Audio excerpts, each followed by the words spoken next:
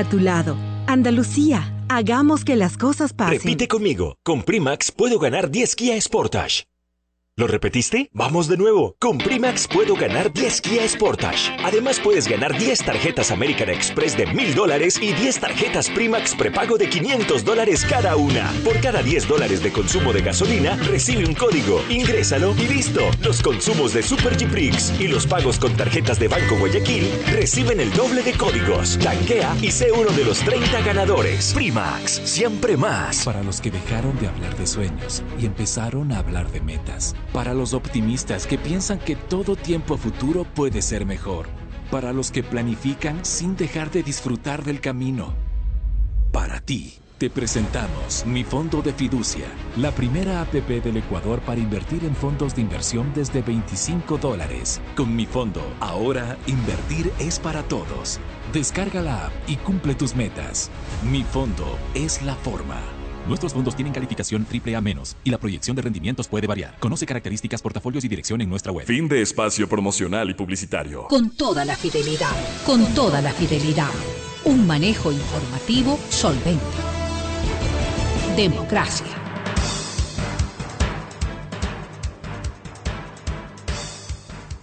Estamos de regreso ya y vamos a conversar con el arquitecto Fernando Carrión y el empresario Juan Carlos Holguín. A los dos les queremos saludar, muchas gracias por acompañarnos. Y claro, a diferencia de lo que normalmente solemos tratar con los dos invitados, con Fernando el tema de ciudad, él siempre tiene su parte y su formación deportiva. Es liguista y tengo la impresión de que también Juan Carlos Holguín tienen algún pero han de tener, se suele decir, ¿no es cierto? De alguna manera me tengo que sacar ese 4-1. Arquitecto Carrión, bienvenido. ¿Por qué es importante este momento el juego del Ecuador con Colombia?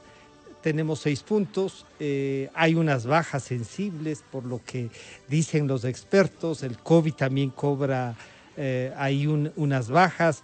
El Ecuador está en camino a Qatar, estamos en medio de la pandemia. Esto es un poco como el estado del Ecuador, entre que salimos, nos perdemos a ratos, pero valdría la pena, Fernando, plantear una pequeña evaluación del nuevo director técnico con estos 2 partidos ganados, como que nos vuelve la esperanza. Fernando, bienvenido, buenos días. Buenos días, Francisco. Un saludo cordial también a mi querido amigo contertulio el día de hoy. Sí, bueno, el fútbol es una expresión muy compleja y un antropólogo francés de mucho reconocimiento, Marc Augé, que dice que el fútbol es una actividad total, que es política, que es economía, que es sociedad, que es tecnología y que también es deporte. Entonces, yo creo que ahora el partido que vamos a tener con Colombia, me parece que hay varias cosas que están en el medio. Uno, obviamente, la cuestión deportiva. Nosotros estamos con un entrenador recién llegado en el partido que jugó la selección contra Uruguay. Fue muy interesante porque se enfrentaban 2 entrenadores. El uno, que es el maestro Tavares, que es el entrenador que mayor tiempo ha estado en una selección nacional. Y el otro, un entrenador que estaba hasta ese momento solo 2 partidos, porque había jugado con Argentina y estaba por jugar contra Uruguay. Es decir, era un iniciado, podríamos decir, porque no había tenido una presencia significativa durante un tiempo relativamente estable en la selección. Y sin embargo, con esas cosas que tiene el fútbol, los resultados han sido bastante interesantes. De los 3 partidos hemos ganado 2, solo perdimos 1 de visita contra Argentina y ese partido no jugó mal la selección, sobre todo el segundo tiempo estuvo a punto de empatar. Y ahora se viene el partido con Colombia y aquí hay un elemento político que probablemente Juan Carlos va a acordarse y lo mismo Francisco. En las eliminatorias pasadas, en el partido de Ecuador contra Colombia, hubo una serie de incidentes que fueron muy complicados. Ahí lo que pasó fue que el gobierno nacional, a través de una institución, compró varias miles de entradas, no solo para ese partido, sino compraron un abono, porque en esa época se vendía para el partido con Colombia y para el partido con Perú. Y esa gente llegó al estadio, al partido con Colombia, con bubucelas, cosa que ya se había prohibido por los problemas que generaban, no solo acústicos, sino también de seguridad, en términos de que podría convertirse en un arma blanca, podríamos decir. Pero sin embargo, esta gente entró. Y lo que pasaba es que había un gran temor de que el estadio pueda gritar fuera el presidente Correa, fuera el presidente Correa. Y entonces lo que ocurrió fue que contrataron a la federación, a través de la empresa que manejaba los tickets, una cantidad de entradas para controlar eso. Y se produjo a la salida también un problema muy complejo con el candidato, que en aquella época estaba Guillermo Lasso y su familia, que les agredieron de una manera pues francamente alevosa. Entonces aquí vemos, por un lado, un tema deportivo, por otro lado, un tema político. Y ahora también hay un tema económico, porque la federación, por ejemplo, no va a poder recibir los ingresos de taquilla. Por lo tanto, no va a repartir. Ni tampoco de publicidad, porque el COVID nos impide. El COVID lo que ha hecho es básicamente que se transmita por televisión, y los únicos recursos que se distribuyen, que ahora son mucho más importantes, son por la televisión. En otras palabras, aquí tienen tres formas de entender el fútbol: desde la práctica deportiva propiamente dicho, desde la cuestión política y también desde la cuestión económica, que hoy día pues la federación va a tener un problema. Claro, al saludar nuevamente a Juan Carlos Holguín, esta visión que nos plantea Fernando, que tiene que ver con la economía, con lo deportivo, pero también con la política, muchos dirigentes políticos, yo estaba revisando ayer cuántos dirigentes políticos, por ejemplo, han sido electos en la Asamblea Nacional. Cuántos de ellos desde la dirigencia han llegado a la actividad política, han sido una base. Hay uno que incluso ahora es candidato a la presidencia por haber sido presidente de un equipo y dice que le va a ser campeón de América. O sea, hay una propuesta también así. Juan Carlos, ¿qué importancia tiene el partido de hoy? Y cómo desagregar algo adicional. Fernando nos dice, no se olviden lo que pasó ya en las eliminatorias pasadas, cuando jugó Ecuador-Colombia, y ese hecho es un hecho político en medio de un acto deportivo, ¿no? Y en un escenario deportivo. Juan Carlos, bienvenido, buenos días. Gracias, Francisco, y qué honor compartir este panel junto a Fernando. Creo que la importancia deportiva del partido de hoy es terminar el año, esta primera etapa, si la podemos llamar así, de eliminatorias, con un saldo positivo. Sea el triunfo o sea inclusive un empate, nos permite terminar en una zona de clasificación que va a entregar una energía muy positiva al país para terminar un año tan difícil como el que ha sido el 2020. La importancia simbólica del partido de hoy es precisamente la que acaba de anotar Fernando. Si nosotros hacemos la retrospectiva a la eliminatoria anterior, que fue el mejor arranque histórico de eliminatorias por parte de Ecuador, el partido frente a Colombia marcó indudablemente el punto de inflexión hacia la debacle.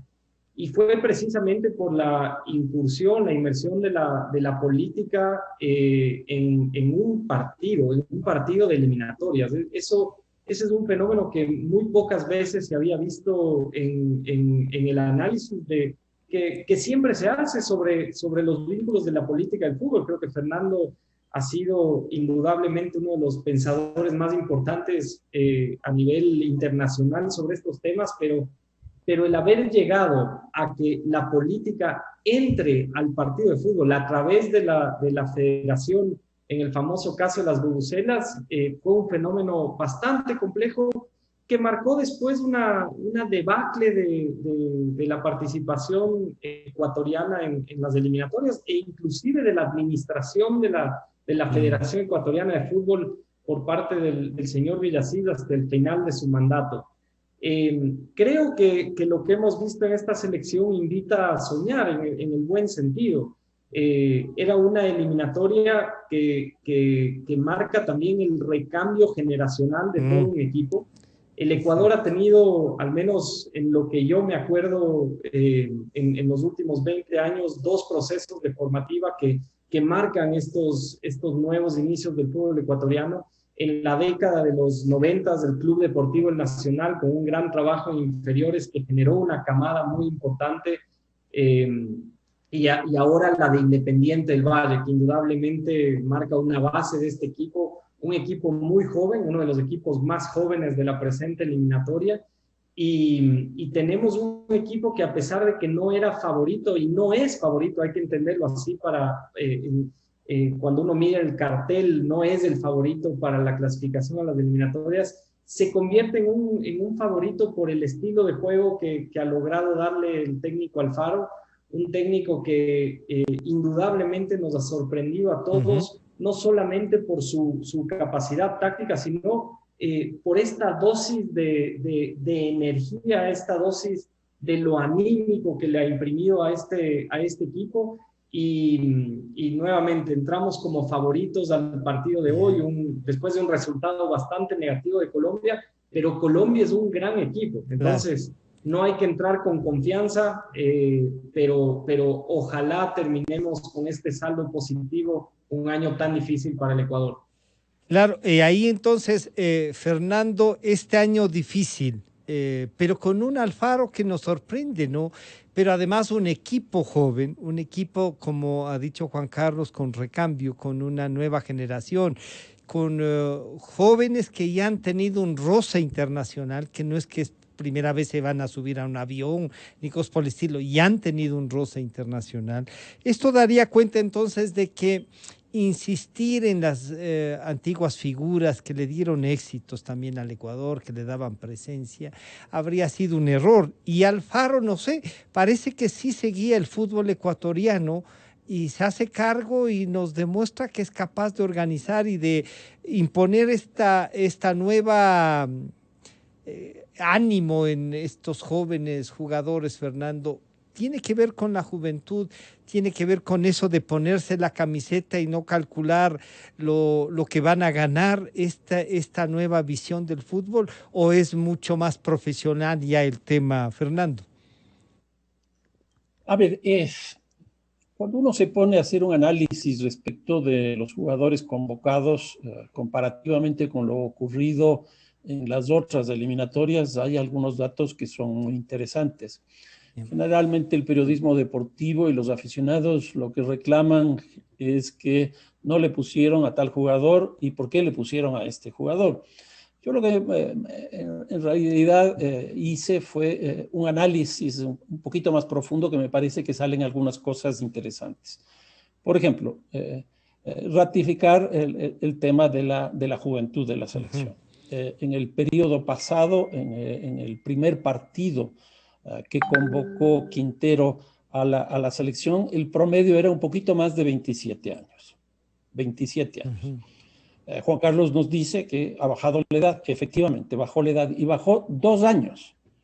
Es decir, este rato el promedio de futbolistas es de 25 años. Bajar 2 años es una cantidad muy fuerte. Porque si nosotros vemos, por ejemplo, los 2 marcadores, el caso de Estupiñán, el caso del otro muchacho de Independiente, se me fue el apellido, quizás Juan Carlos me ayuda, los 2 tienen 20 años. Y hay el volante de Independiente que tiene 18, 19 años y es la figura del equipo. Entonces, creo que es bueno esto. Ahora, ¿qué hizo Alfaro? Tampoco dejó fuera a los futbolistas, y me parece que una cosa interesante que hizo es que en cada bloque dejó un futbolista de experiencia. Entonces, por ejemplo, en la defensa, Domínguez. Un arquero no solo es el que tapa, sino que es ahora el que sale a jugar, pero sobre todo es el que tiene el mando en la defensa. Y para eso se necesita experiencia. Domínguez cumple perfectamente bien eso. En el caso del mediocampo está Noboa, un jugador de un nivel de experiencia internacional, de selección, etcétera, etcétera. Y arriba está Mena y Ener Valencia. Con lo cual, de 30 jugadores, 4 tienen alrededor de 34, 35, 36 años. Pero están en puestos claves que le permiten justamente tener esta cosa que siempre se dice, respetando la con experiencia, juventud, claro. Pero el promedio fundamental es 25 años.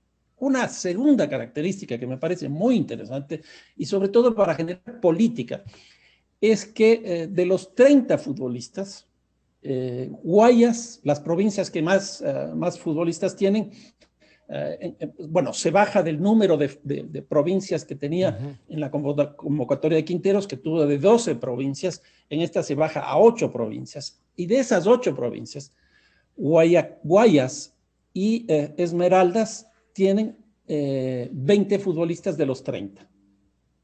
Es una cosa impresionante. Y para que ustedes vean, Pichincha tiene uno solo. ¿Qué pasa aquí? Aquí hay una pregunta que habría que hacer. ¿Qué pasa con los equipos? Y una cosa adicional. Y una cosa adicional. De las 8 provincias que están representadas, hay 5 provincias que no tienen fútbol profesional, que son, por ejemplo, Carchi, Imbabura, Sucumbíos y algunas otras más. Aquí me preocupa, porque lo que está ocurriendo... y Esmeraldas tampoco, que es de las provincias que más tiene. Que más gente tiene, entonces, pero que no tiene fútbol profesional. Exactamente.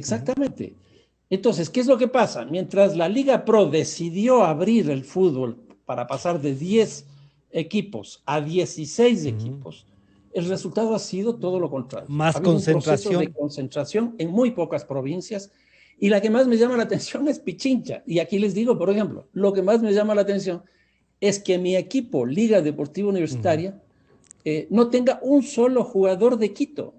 Bueno, pero eso Cuenca está bien. tampoco tiene un jugador de Cuenca. Entonces, el fútbol ha cambiado sustancialmente. Y una tercera característica es que la condición étnica de la convocatoria que hizo Quintero, con la que acaba de hacer Gustavo Alfaro, en términos étnicos es exactamente igual. El peso de lo afrodescendiente es significativo, y eso explica en buena parte por qué Esmeraldas, por qué Guayas, por qué Imbabura y por qué Carchi y Sucumbíos tienen la mayor cantidad de futbolistas. En otras palabras, se mantiene en el ámbito étnico la tradición, la tendencia que veníamos teniendo. Claro, entonces ahí lo que uno dice, Juan Carlos, de esta disección que hace Fernando, uno diría, entonces deberíamos, no sé si preocuparnos más por desarrollar en las otras provincias, por ejemplo, Pichincha, que tiene equipos, tiene estadios, tiene todo, pero los jugadores de esos equipos que están no son necesariamente de la provincia, pero entonces ahí se podría tener una visión de país. No importa de dónde vengan, pero desarrollarse en los equipos, o se podría buscar algo que nos deja leer entre líneas, Fernando, y es que en todas las provincias haya la posibilidad de encontrar algún seleccionado. Juan Carlos, y lo afro tiene un gran peso, no importa si es del Guayas, de Imbabura, del Carchi, y usted dice, y usted ve, y claro, lo que Fernando nos dice es, ahí hay poblaciones afro que se desarrollan, ¿no? Dusan Draskovic indudablemente fue la persona que encontró como potencialidad de Ecuador la oportunidad de que el biotipo del afrodescendiente sea la base de la selección. Y es un tema de biotipo. Lo vemos también en la selección colombiana. La selección colombiana ha tenido una camada quizás con mucho más interés por el anterior técnico Peckerman, que entendió que el biotipo del jugador colombiano tiene que ser de ciertas características. Entonces, yo creo que Ecuador es uno de los trabajos que hace falta hacer a nivel académico acá, debe ser en ciertas regiones, como por ejemplo Carchi, Imbabura, uno de los sectores que mayor generación de futbolistas tiene en el mundo, analizado de manera per cápita. Es decir, si uno va en el mundo. a lugares como el Chota, Picucho, uno hace un análisis de producción de futbolistas profesionales en el buen sentido de la palabra, es decir, de generación de oportunidades a través del fútbol para personas afrodescendientes. Esos sectores deben ser en el mundo los que más futbolistas profesionales sacan, analizando desde el punto de vista per cápita, y tiene que ver con ese biotipo que se convirtió en la base del fútbol ecuatoriano. Creo que lo que menciona Fernando es interesantísimo para entender que el fútbol, así como otros deportes que vemos ahora, el ciclismo, la marcha, donde Ecuador tiene una oportunidad muy grande en el deporte de alto rendimiento, tienen que ser entendidos como una política pública. Yeah. El presidente actual de la Federación Ecuatoriana de Fútbol, Francisco Egas, ya presentó dentro de esa primera etapa del cambio de la federación un proyecto que es interesantísimo, que era el proyecto Ecuador 2030, que estaba basado precisamente en el modelo que hizo Alemania en la década de los 90, donde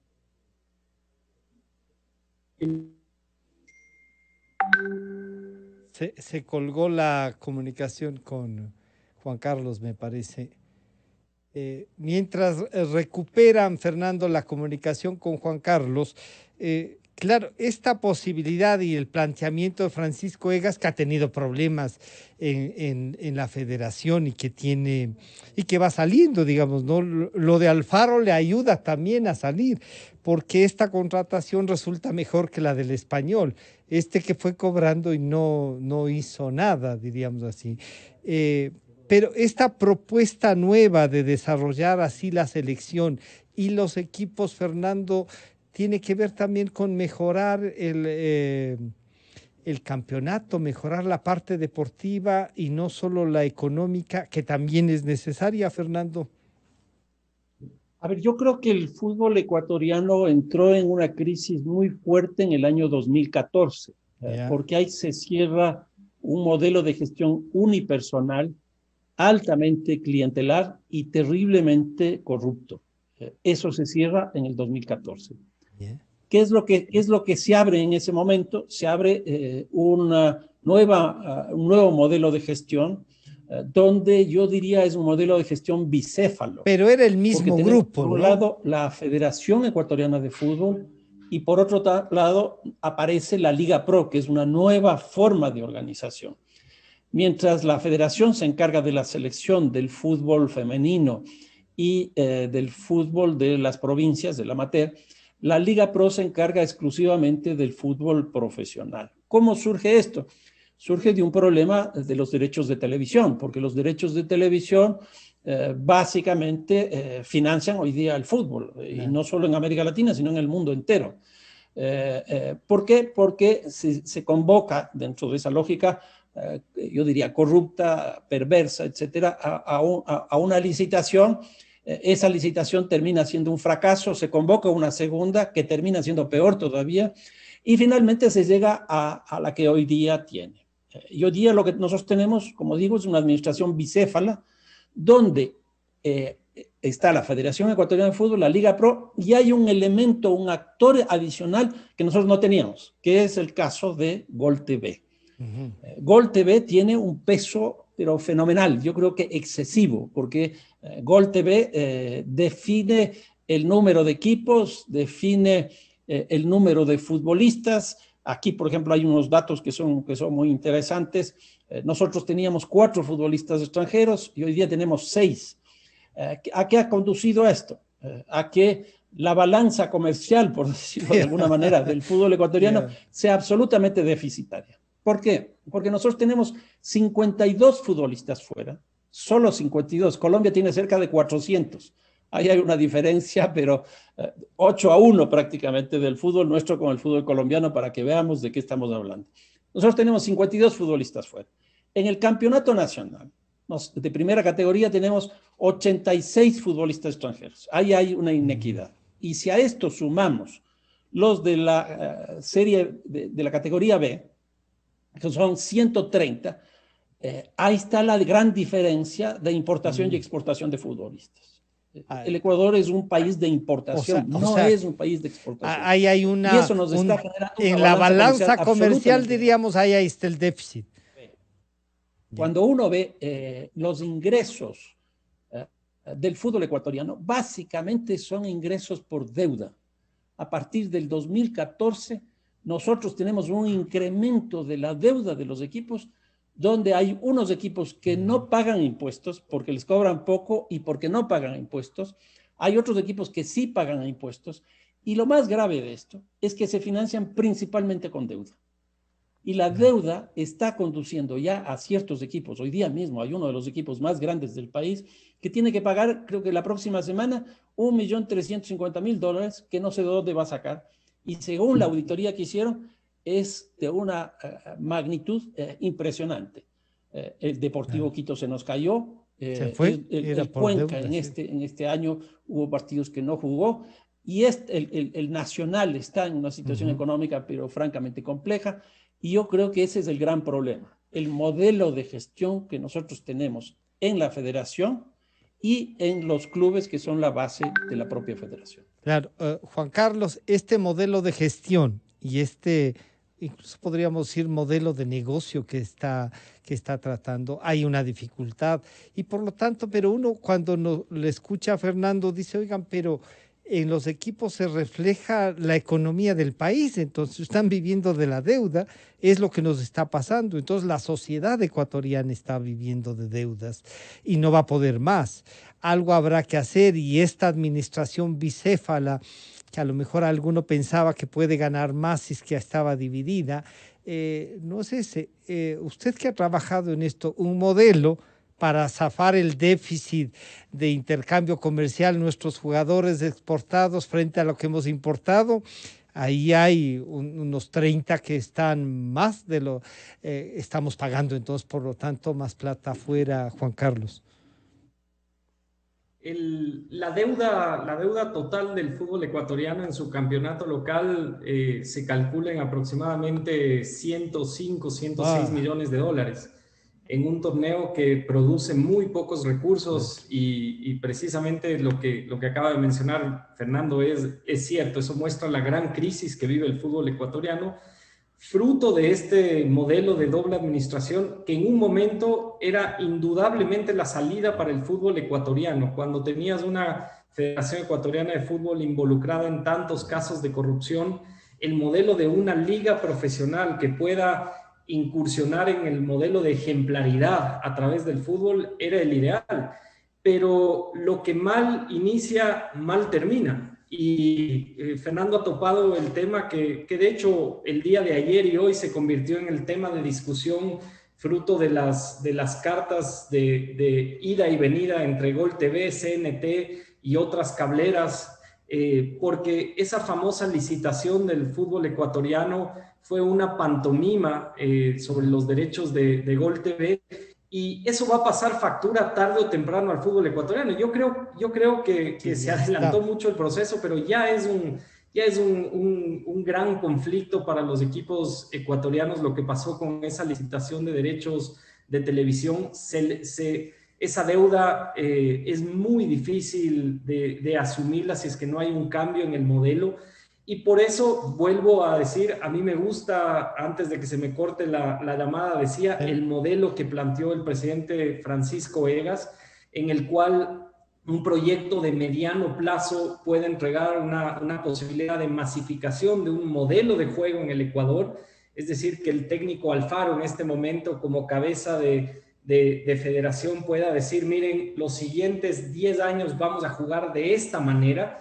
Yo creo que hay que tomar muy en cuenta lo que ha hecho Independiente del Valle para generar este modelo de juego, sobre todo en una visión europea que tuvieron ellos sobre cómo jugar tácticamente, cómo debería ser formado un jugador para ese estilo de juego, siempre hacia el ataque y haciendo ese proyecto de mediano plazo, la federación va a tener indudablemente un proyecto ejemplar donde yo creo que en los próximos años lo que va a tener que debatirse en el fútbol ecuatoriano es la necesidad de que el torneo local vuelva a estar bajo la cabeza de la Federación Ecuatoriana de Fútbol. Me atrevo a decir que esa va a ser una discusión seguramente dentro de los siguientes 2 o 3 años, puesto que el modelo de administración de la Liga Pro no ha logrado entregar todo lo que ofreció. Entonces hay que rápidamente, si es que el modelo de la federación y este proyecto tiene sentido, hay que rápidamente discutir la necesidad de volver a arreglar el campeonato ecuatoriano de fútbol como base para este proyecto de selección, este proyecto nacional que tiene que tener el fútbol ecuatoriano. Claro, Fernando, entonces, claro, ahí uno piensa y dice, Dusan Draskovic nos señaló una forma, ¿no? Un modelo que después fue exitoso porque fue generando jugadores, fue generando una base. ¿Cómo hacer que esta selección que comienza a tener éxito con estos jugadores refleje también en los equipos y que nos planteen, digamos, un mejoramiento y un mejor campeonato nacional y a su vez podamos competir como nos toca ahora con éxito, esperemos que también ganando, Fernando? A ver, yo creo que lo de Dusan Draskovic hay que resaltarlo, pero yo creo que ahí lo que habría que resaltar principalmente es a Carlos Cuello, que fue presidente de la Federación Ecuatoriana de Fútbol en aquella época, que tuvo la visión de hacer prácticamente un concurso en Europa y se trajeron a este montenegrino que pues no se tenía mucho conocimiento de su palmarés, etcétera, etcétera, pero los resultados fueron geniales. Lo que vino después fue Pacho Maturana, que a mí me parece que es otro tipo que hay que darle el peso en el fútbol ecuatoriano, y él llegó un poco para jerarquizar el fútbol socialmente, porque era un filósofo, nada más ni nada menos, que nos dijo, se juega como se vive. Imagínate, Francisco, se juega como se vive. Nos dijo eso, y empezó el fútbol ecuatoriano a jugar como se vive. Y eso fue un cambio sustancial. Desgraciadamente, ni Dusan Draskovic ni Pacho Maturana clasificaron a un mundial, pero dejaron una filosofía, dejaron un fútbol, dejaron una base social impresionante, que después los 3 colombianos que llegaron, pues pudieron cosechar los podían frutos cosechar el éxito. Me parece que ahora estamos en un momento relativamente parecido a lo que ocurrió en la época del 98. Porque cuando yo digo, de la mano con Juan Carlos, de que hay una renovación, lo que se avisora detrás de eso no es una renovación por renovación, sino la presencia de un proyecto, que yo creo que es una cosa totalmente distinta. Por eso es que la base de la selección tiene 2 años menos, y por eso es lo que yo explicaba hace un momento, los jugadores de experiencia, ¿dónde están localizados? Yo espero que, primero clasifiquemos, pero si no clasificamos, que esta sea la base para que en el futuro podamos definir algunas cosas. Y aquí también, con Juan Carlos, con un pequeño detalle. Yo creo que sin duda el gran cambio que nosotros hemos visto en los modelos de gestión y en el fútbol ecuatoriano, este rato está anclado en el Independiente del Valle. Pero no se puede desconocer tampoco lo que ha hecho Liga Deportiva Universitaria. Cuando nosotros vemos que de los 30 jugadores que están convocados a la selección, 11 son del Independiente y 7 son de la Liga, yo creo que ahí hay una explicación también. Y hay una cosa muy pragmática de Gustavo Alfaro, que es anclarse en bloques, en los bloques que este rato existen, trayendo gente de afuera. La ventaja que nosotros tenemos es que de los 30 futbolistas, 12 están jugando aquí en el Ecuador. Eso nos da una gran ventaja, sobre todo en los partidos de local. Porque ahí tenemos jugadores que saben jugar en la altura, que saben jugar con esta geografía y saben sacarle provecho a eso. Que eso es lo que pasó exactamente en el partido con Uruguay. A Uruguay lo asfixiamos. No sé si vaya a ser lo mismo en el partido de hoy día con Colombia. Porque, ellos están casi a la altura. Tiene dos efectos, uno que es físico y otro que es psicológico. En el caso de los equipos del sur, el tema psicológico es brutal. Es decir, Uruguay, Argentina, Brasil vienen con miedo.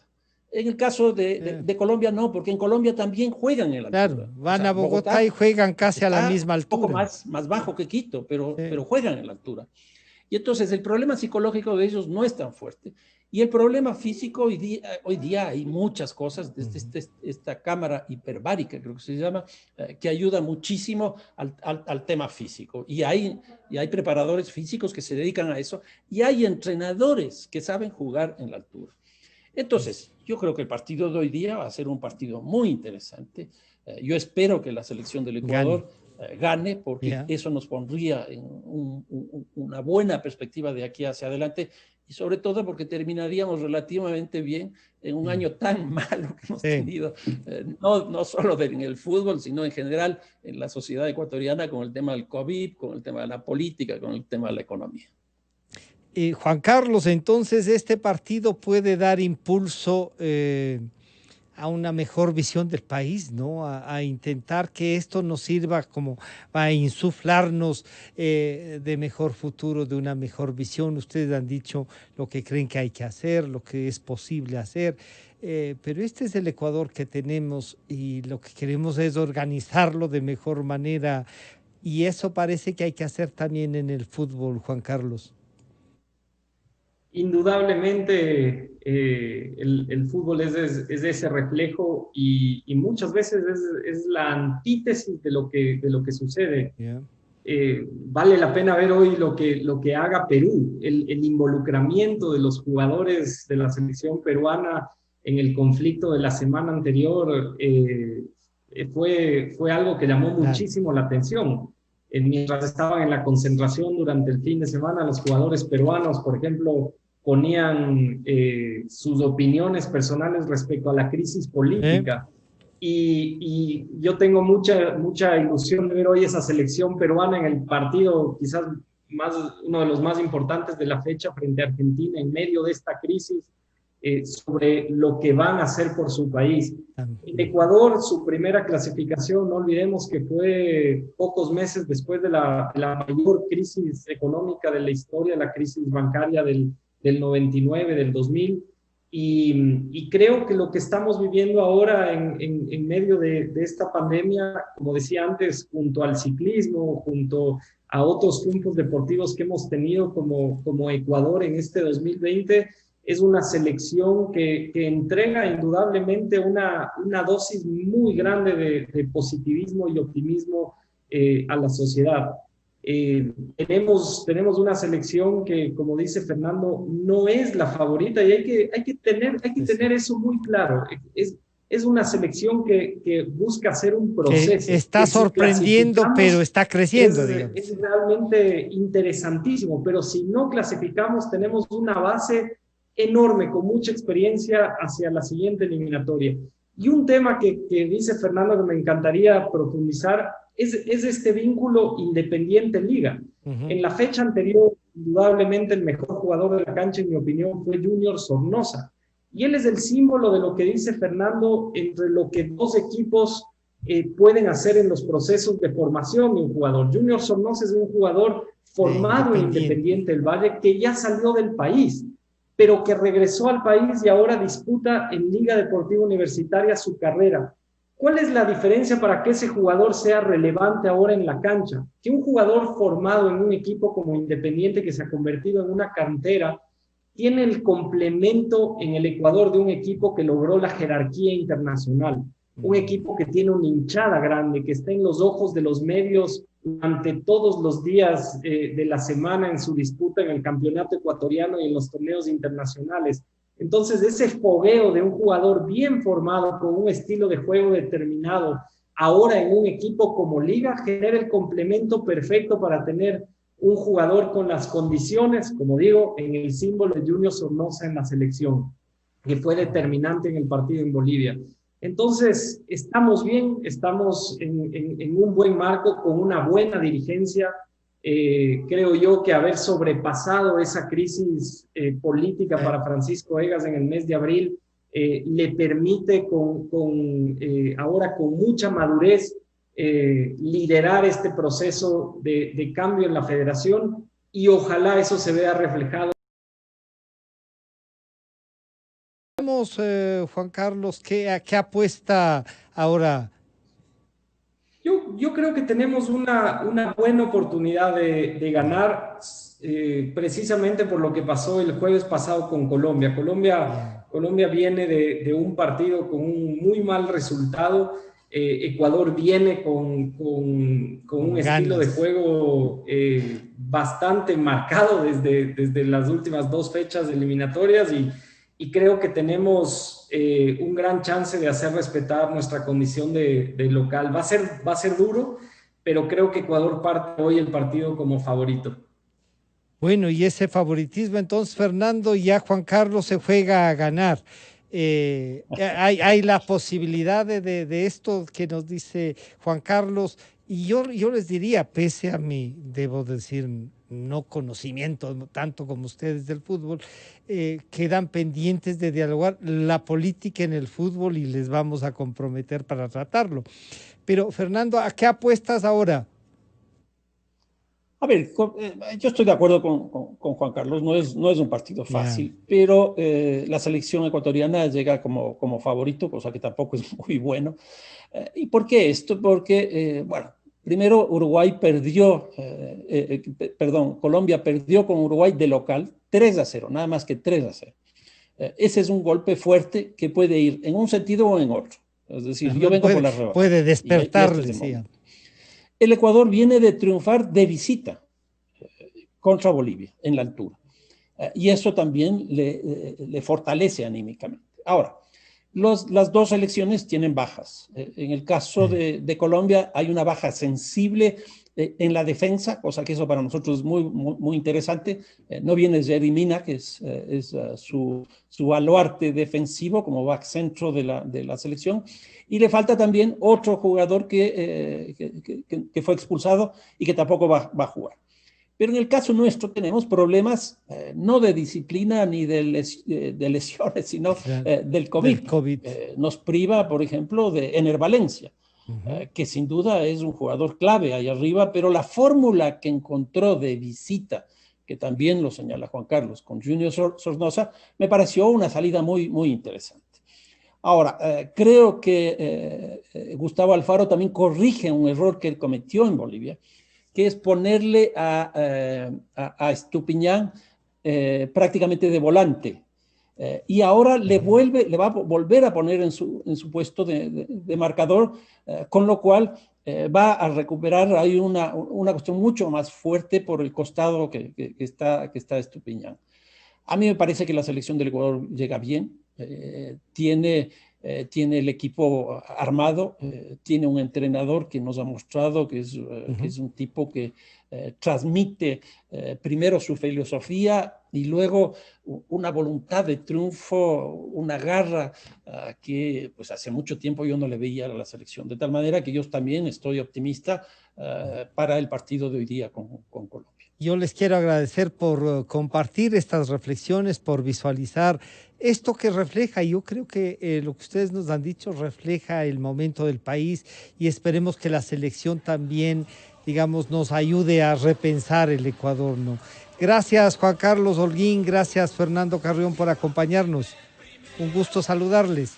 Han estado con nosotros en un análisis no frecuente, ¿no?, en estas mañanas de la cadena Democracia, que es el deporte, que es el juego de la selección, con dos expertos como Fernando Carrión y Juan Carlos Holguín. Por ahora este es nuestro aporte, esperemos que Ecuador gane y nos estamos encontrando el día de mañana, siempre buscando la verdad, como nos recuerda Gonzalo Rosero. Hasta mañana entonces.